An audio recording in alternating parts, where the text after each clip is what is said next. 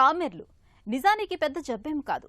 మన కాలేయంలో తలెత్తిన సమస్య తాలూకా ఒక సంకేతం మాత్రమే. పెద్దల్లో అయితే వారం 10 రోజుల్లో వాటంతటా అవే తగ్గిపోతూ ఉంటాయి. అయితే చిన్నారులో మాత్రం కామెర్ల విషయంలో కాస్త జాగ్రత్తగా ఉండాలి. ఇమ్యూనిటీ ఇంకా పూర్తిగా అభివృద్ధి చెందకపోవడంతో పిల్లల్లో కామెర్లనేవి కొన్నిసార్లు లేనిపోని సమస్యలను తెచ్చిపెడుతూ ఉంటాయి. మూత్రం పచ్చగా వస్తున్నా, కళ్ళు, గోళ్లు పచ్చగా మారిపోతున్నప్పుడు ఆలస్యం చేయకుండా పిల్లలకు తగిన వైద్యం అందేలా చూడాలని చెబుతారు డాక్టర్లు. పిల్లల్లో కామెర్ల గురించిన పూర్తి వివరాల్ని డాక్టర్ని అడిగి ఇప్పుడు తెలుసుకుందాం.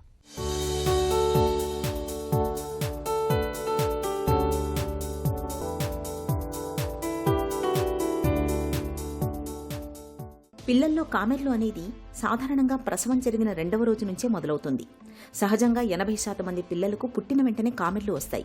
ఆ తర్వాత 3 నుంచి 5 రోజుల్లో కామెర్లు పెరిగి వారాంతంలోగా తగ్గిపోతాయి. పసికందుల్లో పుట్టుకతో తలెత్తే అధిక శాతం కామెర్లకు చికిత్స అవసరం ఉండదు. స్వతహాగానే కామెర్లు తగ్గిపోతాయి. పసికందులో కనిపించే కామెర్లు పెద్దల కామెర్ల లాంటివి కావు. ఈ కామెర్లకు కాలేయంతో సంబంధం ఉండదు. పుట్టిన వెంటనే పరిస్థితులకు అలవాటు పడే క్రమంలో పసికందుల శరీరంలో జరిగే మార్పుల ఫలితంగానే కామెర్లు కనిపిస్తుంటాయి. కాబట్టి సాధారణంగా చికిత్సతో పని లేకుండానే వారంలోగా కామెర్లు సర్దుకుంటాయి. కానీ కొందరు పిల్లల్లో కామెర్లు విపరీతంగా వస్తాయి. ఇలాంటి కామెర్లకు చికిత్స చేయాల్సి ఉంటుంది. అప్పుడే పుట్టిన పిల్లల్లో బిలిరుబిన్ లెవెల్స్ బ్లడ్లో ఎక్కువగా ఉండటం వల్ల అది జాండీస్ లాగా మేనిఫెస్ట్ అవుతుంది. దీనికి మెయిన్ రీజన్ న్యూబార్న్స్లో లివర్ కంప్లీట్గా డెవలప్ అవ్వకపోవటం. సో ఈ ఇమ్మెచ్యూరిటీ వల్ల లివర్ బిలిరుబిన్ని హ్యాండిల్ చేయలేదు. సో దీనివల్ల అప్పుడే పుట్టిన పిల్లల్లో జాండీస్ కామన్గా ఉంటుంది. ఈ కండిషన్ యూజువల్గా 1 వీక్ ఆఫ్ లైఫ్కి దానంతట అదే సబ్సైడ్ అయిపోతుంది. ఆల్మోస్ట్ 60% ఆఫ్ ద నార్మల్ న్యూబార్న్స్లో అండ్ 80% ఆఫ్ ప్రీటర్మ్ బేబీస్లో న్యూబార్న్ జాండీస్ చూస్తాము. Most common risk factor blood group incompatibility.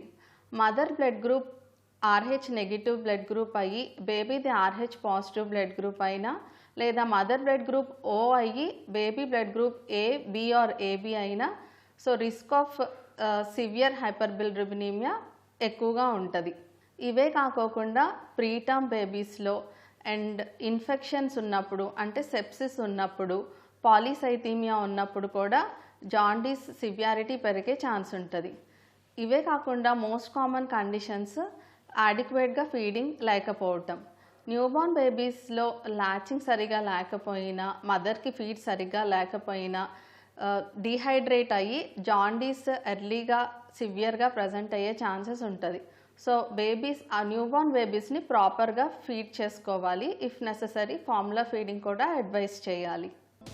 పిల్లల్లో కామెర్లకు ప్రధానంగా 3 కారణాలు కనిపిస్తుంటాయి. ఒకటి, ఇన్ఫెక్షన్ల వల్ల రక్తనాళాలు త్వరగా విభజనకు గురై రక్తంలో బైలిరూబిన్ శాతం పెరిగి కామెర్లు కనిపిస్తుంటాయి. దీన్నే ప్రిహెపాటిక్ జాండీస్ అంటారు. ఇక రెండవది, కాలేయం దెబ్బతినడం వల్ల జాండీస్.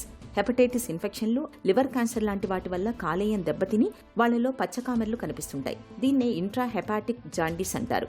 మూడోది, gall stones, pancreatitis, pancreas cancer లాంటివి కూడా బైలిరూబిన్ని తొలగించే ప్రక్రియకు విఘాతం కలిగిస్తాయి. కాబట్టి ఈ సందర్భంలో కూడా కామెర్లు కనిపిస్తాయి. దీన్నే పోస్ట్ హెపాటిక్ జాండీస్ అంటారు. న్యూబార్న్ బేబీస్లో జాండీస్ లక్షణాలు యూజువల్గా కళ్ళు, కాళ్ళు, చేతులు, స్కిన్ ఎల్లోగా మారటం చూస్తాము.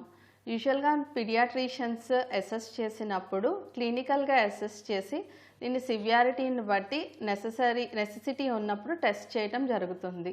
రిస్క్ ఫ్యాక్టర్స్ ఉన్న బేబీస్లో 1 వీక్ టు 10 days వరకు every 24th hourly and risk factors లేని బేబీస్లో ఎవ్రీ 48 అవర్స్లీ క్లినికల్గా పీడియాట్రిషియన్ అసెస్ చేసి అవసరమైనప్పుడు బ్లడ్ టెస్ట్ చేసి జాండీస్ని డయాగ్నోస్ చేసుకోవాలి. యూజువల్గా జాండీస్ని మనం ఎర్లీగా డిటెక్ట్ చేయలేకపోయినా, ఇదిగా సివియర్ ఫామ్లో ప్రజెంట్ అయినా ఇది బ్రెయిన్ దాకా వెళ్ళే ఛాన్స్ ఉంటుంది. అది ఇర్రివర్సిబుల్ డ్యామేజ్ని కాజ్ చేస్తుంది. ఇదే కాకుండా దీనికి కోఎగ్జిస్టింగ్ రిస్క్ ఫ్యాక్టర్స్ ఉన్నప్పుడు హీమోలైసిస్ అయినా, ఇన్ఫెక్షన్ ఉన్నా, డీహైడ్రేషన్ ఆర్ పాలీసైథీమియా రిలేటెడ్ కాంప్లికేషన్స్ కూడా అడిక్వేట్గా ట్రీట్ చేసుకోవాలి. పిల్లలకు కామెర్లు సోకినప్పుడు ముఖం, ఛాతీతో పాటు కాళ్ళు, చేతులు కూడా వాళ్ళకి పసుపు పచ్చగా మారిపోతుంటాయి. ఇలాంటి పరిస్థితుల్లో పిల్లలకు ఫోటోథెరపీ లైట్స్ పెట్టి కామెర్లు తగ్గించవచ్చు. వాళ్ల మూత్రం కూడా పచ్చగా ఉండి మలం తెల్లగా ఉండి కామెర్లు 2 వారాలకు మించి కొనసాగితే పరిస్థితి ప్రమాదకరంగా పరిణమిస్తుంది. ఇలాంటి కామెర్లు తల్లి బిడ్డల రక్త గ్రూపు విభేదించినప్పుడు కనిపిస్తాయి. తల్లిది నెగటివ్ బ్లడ్ గ్రూప్ అయి ఉండి బిడ్డది పాజిటివ్గా ఉన్నా, తల్లిది O పాజిటివ్ ఉండి బిడ్డ రక్తం A లేదా B పాజిటివ్ ఉన్నా పుట్టే పిల్లలకు కామెర్లు విపరీతంగా వస్తాయి. న్యూబార్న్స్లో జాండీస్ ఉన్నప్పుడు క్లినికల్గా అసెస్ చేసి బ్లడ్ లెవెల్స్ టెస్ట్ చేసినప్పుడు బేబీ డే ఆఫ్ లైఫ్ని బట్టి బిలిరుబిన్ లెవెల్స్ ఎక్కువగా ఉంటే యూజువల్గా ఫోటోథెరపీ అనేది అడ్వైస్ చేస్తాం. ఫోటోథెరపీ ఒక non invasive, safe and cost effective procedure. దీనిలో కాంప్లికేషన్స్ కూడా చాలా తక్కువ. యూజువల్గా ఈ ఫోటోథెరపీలో బేబీని ఒక బ్లూ లైట్ కింద ఇచ్చి ట్రీట్మెంట్ ఇస్తాము. ఇది చాలా సేఫెస్ట్ ట్రీట్మెంట్. ఒకవేళ ఫోటోథెరపీ రేంజ్ కన్నా ఎక్కువ ఉన్నా, లేకపోతే ఫోటోథెరపీతో రెస్పాండ్ అవ్వకపోయినా ఎక్స్చేంజ్ ట్రాన్స్ఫ్యూషన్ అనే ట్రీట్మెంట్ ఇవ్వాల్సి వస్తుంది. ఇది ఒక ఇన్వేసివ్ ట్రీట్మెంట్. ఇందులో బేబీ బ్లడ్ గ్రూప్ని క్రాస్ మ్యాచ్ చేసిన బ్లడ్తో బేబీ బ్లడ్ని కంప్లీట్గా రీప్లేస్ చేస్తాము. సో దీనికి ప్రొసీజరల్ కాంప్లికేషన్స్ కూడా ఉంటాయి. న్యూబార్న్ బేబీస్ని ఫ్రీక్వెంట్గా పీడియాట్రిషియన్ రివ్యూలో ఉంచడం, నెసెసిటీ ఉన్నప్పుడు blood levels, bilirubin levels check చేసుకోవటం వల్ల సివియర్ ఫామ్లోకి వెళ్లకుండా మనం చూసుకోవచ్చు. అలానే బేబీస్ని యాడిక్వేట్గా ఫీడ్ చేసుకోవాలి. ఫీడింగ్ టెక్నిక్, మదర్కి ఫీడింగ్ యాడిక్వేట్గా ఉందా లేదా చూసుకోవటం చాలా ఇంపార్టెంట్. బేబీస్ డీహైడ్రేట్ అవ్వకుండా చూసుకోవాలి. ఎన్నిసార్లు యూరిన్ పాస్ చేస్తుందో చెక్ చేసుకుంటూ ఉండాలి. ఇలా చేయటం వల్ల సివియర్గా జాండీస్ డెవలప్ అవ్వకుండా చూసుకోవచ్చు. అండ్ నెసెసిటీ ఉన్నప్పుడు ఫోటోథెరపీ ట్రీట్మెంట్ తీసుకోవటం వల్ల సివియర్ ఫార్మ్స్ కెర్నిక్టిరస్ అండ్ బైండ్ దాకా వెళ్లకుండా, అండ్ అలానే ఇన్వేసివ్ ప్రొసీజర్స్ ఎక్స్చేంజ్ ట్రాన్స్ఫ్యూషన్కి వెళ్ళకోకుండా ఫోటోథెరపీతోనే మనం ట్రీట్మెంట్ కంప్లీట్ చేసుకోవచ్చు. పిల్లలకు కామెర్లు ఉండటం మూలంగా తల్లి పథ్యాలు చేయవలసిన అవసరం లేదు. ఎటువంటి భయాలకు లోనవ్వకుండా బిడ్డకు నిరభ్యంతరంగా పాలివ్వవచ్చు. అయితే పిల్లలకు ఏ రకం కామెర్లు వచ్చాయనేది మాత్రం గమనించుకోవాలి. ఎండలో ఉంచినా కామెర్లు తగ్గకుండా వారానికి మించి కొనసాగితే ఆలస్యం చేయకుండా వైద్యులను సంప్రదించాలి. పిల్లల్లో కామెర్ల విషయంలో పెద్దగా ఆందోళన చెందాల్సింది ఏమీ లేదు.